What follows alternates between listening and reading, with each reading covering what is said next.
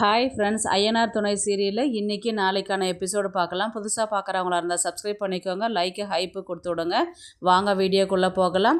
நேற்றுக்கு எபிசோடு எதில் முடிச்சிருப்பாங்கன்றது பார்த்தீங்கன்னா, நிலா வந்து 5 லட்ச ரூபாய் சோழன் கொண்டு வந்து கொடுத்தாரு இல்லைங்களா, அந்த இன்சிடெண்ட் பற்றி வீட்டில் சொல்லின்னு இருப்பாங்க. அந்த நேரம் வந்து பார்த்தீங்கன்னா, இவர் சோழனுடைய முதலாளி தான் வருவார். ட்ராவல்ஸ்லேருந்து வந்து சோழான்றது கூப்பிடுற மாதிரி தான் வந்து எபிசோடு வந்து நேற்றுக்கு முடிச்சிருப்பாங்க. இன்றைக்கி வந்து பார்த்திங்கன்னா அதுலேருந்து தான் கண்டினியூ ஆகும். அதுக்கப்புறம் வந்து நடேசன் என்ன சொல்லுவான்னா, பணம் வந்து உன்னை நம்பி யார் 5 லட்ச ரூபா கொடுத்தா அப்படின்ற மாதிரி தான் வந்து நடேசன் வந்து கேட்பார். உடனே வந்து சேரனும் கேட்பார், ஆமாண்டா சோழா, யார் உனக்கு பணம் கொடுத்தது அப்படின்ற மாதிரி வந்து கேட்கும்பொழுது வந்து பார்த்திங்கன்னா, இவர் சோழனுடைய முதலாளி வந்து சோழனை கூப்பிடுவார். யாரோ கூப்பிட்றாங்க பாரு அப்படின்ற மாதிரி தான் பார்க்க சொன்னதுக்கு சோழனுடைய முதலாளி வந்து நிற்பார். நான் கொஞ்சம் சோழன்கிட்ட பேசணும்னு சொல்லிட்டு முதலாளி வந்து என்ன பண்ணுவார், சோழனை மட்டும் தனியாக வெளியில் கூட்டிகிட்டு வந்து பேச ஆரம்பிப்பார். அங்கே வந்து பார்த்திங்கன்னா, சோழா இந்த மாதிரி பணம் வச்சுருந்தேன் ஆஃபீஸில், நீ பார்த்தியா, பணம் காணோம், நீ எதனா எடுத்துகிட்டு வந்தால் சொல்லு சோழா அப்படின்ற மாதிரி தான் வந்து அவர் கேட்குறாரு. அண்ணா, இத்தனை நாளாக வேலை செய்கிற, என்னை வந்து சந்தேகப்படுற பற்றியா, எத்தனை வாட்டி நீ பணத்தை எண்ணி வச்சுருக்கிற, நான் ஒன்றும் எடுக்கலண்ணே அப்படின்ற மாதிரி தான் வந்து சோழன் வந்து சொல்கிறாரு. இல்லைடா சோழா, பணம் எண்ணி வச்சுது நீ தான் அந்த இடத்துல இருந்தேன், அதனால தான் உன்னை கேட்க வந்தேன், எடுத்திருந்தா சொல்லுடா, நான் எதனா மேனேஜ் பண்ணிக்கிறேன், உனக்கு அப்புறமேட்டு கூட பணம் அரேஞ்ச் பண்ணி கொடுக்குறேன் அப்படின்ற மாதிரி தான் வந்து சோழனுடைய முதலாளி சொல்லுவார். சோழன் வந்து இல்லவே இல்லை, நான் எடுக்கவே இல்லை, என்னை சந்தேகப்படாதீங்க அப்படின்ற மாதிரி தான் வந்து கேஷுவலாக பேசிட்டு அனுப்புவார். அதுக்கப்புறம் அவர் முதலாளி வந்து எதையோ ஃபீல் பண்ணி, ஐயோ பணம் போச்சு அப்படின்ற மாதிரி தான் வந்து யோசிச்சுக்கினே சொல்லிக்கிட்டே போவார். இவர் மனசு கேட்காத மற்ற ஃப்ரெண்ட்ஸுங்கிட்டலாம் வந்து காசு கேட்பார். யார்கிட்டயாவது 5 லட்ச ரூபா இருந்தால் கொடுத்து விடுங்கடா அப்படின்ற மாதிரி தான் வந்து கேட்பார். நான் ஒருத்தங்கிட்ட கடன் வாங்கியிருந்தேன், அவங்க இன்றைக்கி வந்து கேட்க வந்திருக்குறாங்க, அவங்களுக்கு நான் கொடுக்கணும், கொஞ்சம் இருந்தால் கொடுத்து விடுங்கடா அப்படின்ற மாதிரி அவன் ஃப்ரெண்ட்ஸுங்கிட்ட கேட்டதுக்கு, அவங்க ஃப்ரெண்ட்ஸுங்கெலாம் வந்து எல்லாருமே, நம்மளை நம்பி யாரா 5 லட்ச ரூபா கொடுப்பா, என்கிட்ட காசு இல்லைடா அப்படின்ற மாதிரி தான் ஃபோனை கட் பண்ணிவிடுவாங்க. இவர் வந்து அப்படியே தலையில் அடிச்சுக்கிட்டு அப்படியே விட்டுடுவாங்க. அடுத்த நாள் காலையில் வந்து சோழனுடைய முதலாளி வந்து சீக்கிரமாக நீ ஆஃபீஸ் கிளம்பி வா அப்படின்ற மாதிரி தான் வந்து சொல்லுவார். இவரும் கிளம்பி அங்கே போவார். போகும்போது வந்து பார்த்திங்கன்னா, எதுக்கு நான் இவ்வளோ காலையிலே வர சொன்னீங்க அப்படின்ற மாதிரி தான் கேட்டபோது, அடுத்த செகண்டே ஃபோனில் வந்து சிசிடிவி கேமராவுடைய ப்ரூஃப் இருக்கும், அதை எடுத்து காமிப்பார். இதில் வந்து இவர் போயிட்டு பணத்தை எடுத்தது, பேக்கெட்டில் வச்சது, அதெல்லாமே வந்து ப்ராப்பராக வந்து காமிச்சதுனால, உன்னை எவ்வளோ நம்பினேன்டா, அவ்வளோ நைட்டு கூட வந்து கேட்கும்போது கூட நீ ஒரு வார்த்தை சொல்லியிருக்கலாம், நான் ஏதாவது யோசிச்சாவது முடிவு பண்ணியிருப்பேன், இல்லவே இல்லை, நான் அவ்வளோ சாமர்த்தியமாக சொல்லிவிட்டு பைத்தியக்கார மாதிரி நைட்டெல்லாம் நான் எங்கெங்கே போய் தேடிட்டு இருந்தேன்னு உனக்கு தெரியுமாடா, இப்படி கூடவே இருந்து நம்பிக்கை துரோகம் செய்கிற, வேலை செய்கிற இடத்துல திருடுறிய, உனக்கு வெக்கமாக இல்லை அப்படின்ற மாதிரி தான் வந்து சோழனுடைய முதலாளி கேட்டு சோழனை திட்டுவார். ஆனால் நான் தப்பு பண்ணிட்டேன், என்னை மன்னிச்சிருந்தேன், ஏதோ ஒரு இதுவில் செஞ்சுட்டேன், நான் என்னை மன்னிச்சிருந்தேன்னு கேட்டதுக்கு, உன்னை யாரா இனி மன்னிப்பா, இனி உனக்கு இருக்குதா இருடா அப்படின்ற மாதிரி தான் போயிட்டு போலீஸ் ஸ்டேஷனுக்கு கால் பண்ணிவிட்டு வருவார். போலீஸ் வந்து பார்த்திங்கன்னா பேசிவிட்டு இவர் முதலாளி உள்ளே வந்து மறுபடியும் சோழன்கிட்ட தான் பேசுவார். அவர் சோழன் வந்து, அண்ணா என்னை மன்னிச்சிருந்தேன், நான் பணத்தை கூட திருப்பி கொண்டு வந்து கொடுத்துறேண்ணா அப்படின்ற மாதிரி தான் வந்து சோழன் வந்து சொல்லுவார். இனி வந்து உன்னை வச்சுட்டு இருந்தால் வேலைக்கு ஆகாதரா அப்படின்னு சொல்லும் பொழுது போலீஸ் இன்ஸ்பெக்டர்லாம் வருவாங்க. எனக்கு யார் கம்ப்ளைண்ட் பண்ணது, என்ன விஷயம் அப்படின்ற மாதிரி வந்து கேட்டதுக்கு, சார் நான் தான் கால் பண்ணேன், இந்த மாதிரி இவர் சோழன், நான் ட்ராவல்ஸ் வச்சுருக்கிறேன், இவர் என் கூட வேலை செய்கிற பையன், இவன் வந்து என் பணத்தை திருடிட்டான், 5 லட்ச ரூபா திருடிட்டான், நான் வந்து 5 லட்ச ரூபா போட்டுன்ட்டு விடுற அளவுக்கு நான் ஒன்றும் அந்த அளவுக்கு வசதியானவன் கிடையாது, இப்போ தான் வாழ்க்கையில் முன்னுக்கு வந்துட்டுருக்கிறேன், இப்போ என் பணத்தை இவன் திருடி வச்சுட்டுருக்கிறான், என் உழைச்ச காசு அது மட்டும் கொடுத்து விட்டா போதும், இவங்ககிட்ட அதை வாங்கி கொடுங்க, நான் கேட்டேன் அவன் கொடுக்கல, நீங்கள் எனக்கு வாங்கி கொடுங்க, இவனை அரெஸ்ட் பண்ணுங்கள் அப்படின்ற மாதிரி தான் வந்து அவர் சொல்லுவார். நீங்கள் விசாரிக்கிற விதத்தில் விசாரித்தா அவன் பணத்தை என்கிட்ட கொடுத்துருவான் அப்படின்ற மாதிரி தான் வந்து சோழனுடைய முதலாளி வந்து போலீஸ்கிட்ட சொல்லுவார். உடனே சோழன் வந்து சொல்லுவார், அண்ணா போலீஸ்லாம் வேணாண்ணா, நான் பணத்தை கொடுத்துட்றேன், எனக்கு ஒன்றும் ஒரு 1/4 மணி நேரம் டைம் கொடுங்க, நான் பணத்தை வாங்கிட்டு வந்து உங்ககிட்ட கொடுத்துட்றேன் அப்படின்ற மாதிரி தான் வந்து சோழன் வந்து சொல்லுவார். இனி வந்து உன்னை விட்டால் வேலைக்கு ஆகாதுரா சார், அரெஸ்ட் பண்ணுங்க சார் அப்படின்ற மாதிரி தான் வந்து போலீஸ் இன்ஸ்பெக்டர் சொல்லுவார். நான் தான் இவ்வளோ ப்ரூஃப் வச்சுருக்கிறேன்ல, அவன் தான் எடுத்தான்றது தெரியுது இல்லையா, என் பணத்தை வாங்கி கொடுங்க அப்படின்ற மாதிரி தான் வந்து சோழனுடைய முதலாளி வந்து சொல்லுவார். இன்ஸ்பெக்டர் வந்து சோழனை அரெஸ்ட் பண்ணிவிட்டு கூட்டிகிட்டு போயிடுவாங்க. உடனே பார்த்திங்கன்னா சேரனை தான் காமிப்பாங்க. சேரன் வந்து நிலாவுக்கு காஃபி போட்டு கொடுத்து விடுவார். நிலா கேட்பாங்க, எங்கே நான் சோழன் காணவே இல்லை அப்படின்னு.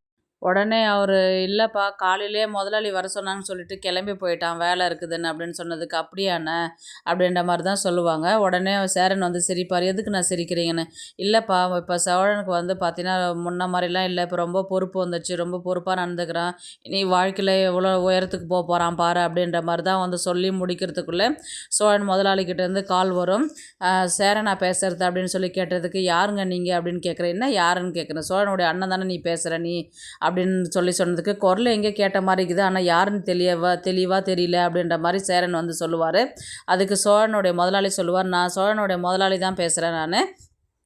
என்ன யாருன்னு தெரியலன்னு நீ கேட்குற?" அப்படின்னு. "ஐயோ இல்லை, நான் மறந்து போயிட்டேன். நம்பர் சேவ் பண்ணி வைக்கல. அதனால தான் கேட்குறேன்" அப்படின்னு சொன்னதுக்கு, இப்போ நடந்த விஷயத்தெல்லாம் வந்து ஸ்டார்ட்டிங்கில் ஏ டு Z வரையும் சொல்லுவாங்க. "கஷ்டப்படுறேன்னு சொல்லிட்டு சேர்த்து விட்டேன். அ வ வே சவாரிக்கு அனுப்பி விட்டேன். ஒரு பொண்ணை கூட்டின்னு வந்தான். அவங்க அப்பா வந்து என் கடையெல்லாம் உடச்சி போட்டுருன்னு சொன்னான். அதை மீறி ஏதோ சின்ன பையன் வயசு இதுவில் கோளாறுல செஞ்சுட்டான்" அப்படின்னு நான் எல்லாத்தையும் அக்செப்ட் பண்ணிக்கிட்டு, இன்றைக்கி வரலையுமே அவனை சேர்த்து வச்சுக்கிட்டு இருக்கிறதுக்கு நீங்கள் காட்டுற நன்றி கடனா இது அப்படின்ற மாதிரி தான் வந்து தேவையில்லாததெல்லாம் கண்டினியூஸாக பேசிக்கிட்டே இழுத்துட்டு போவாங்க. அப்போ கூட வந்து அவன் பொண்டாட்டிக்கு வந்து பணம் வேணும்னா இவன் வந்து சம்பாரித்து கொடுக்க வேண்டியது தானே. ஏன் பணம் 5,00,000 தான் கொண்டு போய் அவன் பொண்டாட்டி பிஸ்னஸ் பண்ணுறதுக்கு கொடுக்கணுமா அப்படின்ற மாதிரி தான் வந்து பேசுவாங்க. அப்போ வந்து நிலா வந்து அந்த இன்சிடெண்ட் நேற்றுக்கு நடந்த இன்சிடெண்ட்லாம் நினச்சி பார்ப்பாங்க. வருவாங்க, பணத்தை எடுத்து கொடுப்பாரு. இது அனு நிலாவுடைய ஷேர் அப்படின்னு சொல்லிட்டு கொடுக்கும்போது நிலாவுக்கு வந்து ரொம்ப கோவப்படுவாங்க. இப்போ ஓரளவுக்கு கெஸ் பண்ணியிருப்பாங்க. அப்படியே இன்றைக்கான எபிசோடை முடிக்கிறாங்க. நாளைக்கு வந்து பார்த்திங்கன்னா, என் 5,00,000 அவன் திருடின்னு போயிட்டான், அவனை ஸ்டேஷனில் கூட்டிகிட்டு போயிட்டாங்க, அரெஸ்ட் பண்ணி வச்சுருக்குறாங்க, அவங்க விசாரிக்கிற விதத்தில் விசாரித்தாங்கன்னா பணத்தை எங்கே இருக்குதுன்றது சொல்லிவிடுவான், கொண்டு வந்து கொடுத்துருவாங்க அப்படின்ற மாதிரி தான் வந்து சோழனுடைய முதலாளி சொல்லிவிட்டு ஃபோனை வச்சுருவார். இவர் சேரன் வந்து, "ஐயோ அண்ணா, நீங்கள் வேறு ஏன்னா அவரை அரெஸ்ட் பண்ண சொன்னீங்க? பணம் தானே, நான் கொண்டு வந்து கொடுக்க போகிறேன். நீங்கள் என்கிட்ட ஒரு வார்த்தை கேட்டிருந்தா நான் அதுக்கான விஷயத்த சொல்லியிருக்க போகிறேன். நீங்கள் ஏன் அவனை அரெஸ்ட் பண்ண சொன்னீங்க?" அப்படின்ற மாதிரி தான் வந்து சேரன் வந்து முதலாளிகிட்ட பேசுவார். என்ன ₹1 ₹2 5,00,000 திருடி இருக்கிறான், அவனை அப்போ விசாரிக்க வேணான்னு சொல்லிட்டு சொல்கிறியா நீ அப்படின்ற மாதிரி தான் வந்து சொல்லுவார்.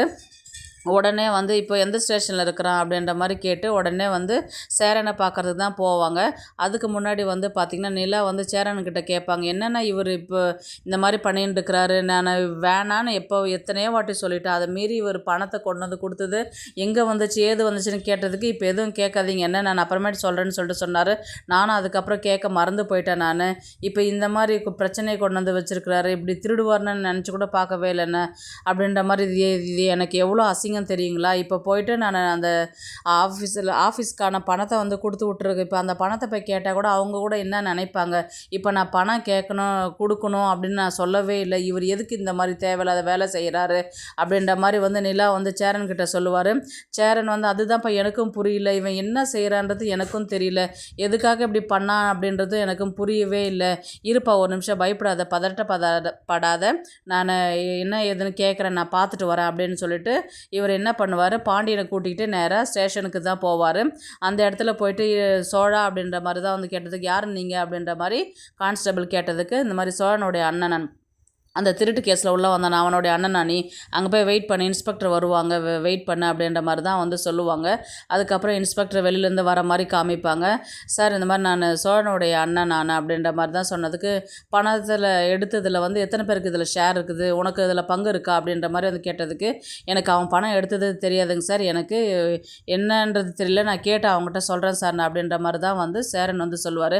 "கேட்டு சொல்லு, பணம் எங்கே இருக்குன்னு சொல்லல, நான் விசாரிக்கிற விதத்தில் விசாரித்தேன்னா அவன் தாங்க மாட்டான்" அப்படின்ற மாதிரி தான் வந்து இன்ஸ்பெக்டர் வந்து சேரன்கிட்ட பயமுறுத்துவார். உடனே சேரன் வந்து சோழன்கிட்ட போய் தான் பேசுவார். "ஏன்டா சோழன் அந்த மாதிரி பண்ணுற? என்றைக்குமே சொல்கிற பேச்சு கேட்கவே மாட்டியா? பின்னாடி என்ன பிரச்சனை வருதுன்றது யோசிக்கவே மாட்டியா? எப்போ பார்த்தாலும் இதே மாதிரி தான் சூழ்நிலைக்கு கொண்டு வந்து விடுவியா நீ?" அப்படின்ற மாதிரி தான் வந்து சோழன்கிட்ட வந்து சேரன் பேசுவார். "ஆனால் நான் தப்பு பண்ணிட்டேண்ணே அப்படின்ற மாதிரி, என்னை மன்னிச்சிருண்ணே" அப்படின்னு. "என்னடா இந்த நேரத்தில் மன்னிப்பு கேட்குற? செய்கிறதெல்லாம் செஞ்சிடற, அதுக்கப்புறம் மன்னிப்பு கேட்குற" அப்படின்ற மாதிரி தான் வந்து சொல்லுவாங்க. யாருமே பல்லவன் அந்த மாரி பண்ணிட்டு இன்னைக்கு வரலையும் அந்த பிரச்சனையில இருக்கிறான். இப்ப நீ இந்த மாரி இருக்கிற. ஏதோ இப்ப தான் பொறுப்பா ஒழுங்கா எல்லா வேலையும் செஞ்சுட்டு இருக்கிறேன்னு பார்த்தா, இப்ப நீ இந்த மாரி பண்ணிட்டு வந்து உட்காந்துருக்கிறியே. என்னடா பிரச்சனை உனக்கு? இப்ப ஒரு வாட்டி பணம் எடுக்கிறேன்னா, ஒரு வாட்டி என்ன ஏதுன்னு கேட்க மாட்டியா? என்ன உனக்கு அவசரம்? இப்ப தான் நம்ம பத்திரத்த வச்சு பணத்த ரெடி பண்ணலான்னு தானே போச்சு இல்லையா? அதுக்காக கொஞ்சம் டைம் குடுத்திருந்தா நம்ம அதிலே ரெடி பண்ணி குடுத்துருக்கலாம்ல. எதுக்கு அவசர புத்தி வேலை செய்ற நீ? அப்படின்ற மாரி தான் வந்து சேரன் வந்து சோழன் கிட்ட பேசுற மாரி தான் கொண்டு போவாங்க. அப்படியே வந்து எபிசோட முடிப்பாங்க. உடனே வந்து அவரை வெளியில் கூட்டின்னு வர மாதிரிலாம் காமிக்க மாட்டாங்க. பார்க்கலாம் கதையை வந்து எப்படி எடுத்துகிட்டு போகிறாங்கன்றது. இந்த வீடியோ பிடிச்சிருந்தா ப்ளீஸ் லைக் பண்ணுங்கள், ஷேர் பண்ணுங்கள், சப்ஸ்கிரைப் பண்ணுங்கள். தேங்க்ஸ் ஃபார் வாட்சிங். இந்த வீடியோ பிடிச்சிருந்தா லைக் பண்ணுங்க, நம்ம சேனலை சப்ஸ்கிரைப் பண்ணுங்க. உங்க ஆதரவு ரொம்ப முக்கியம். நன்றி.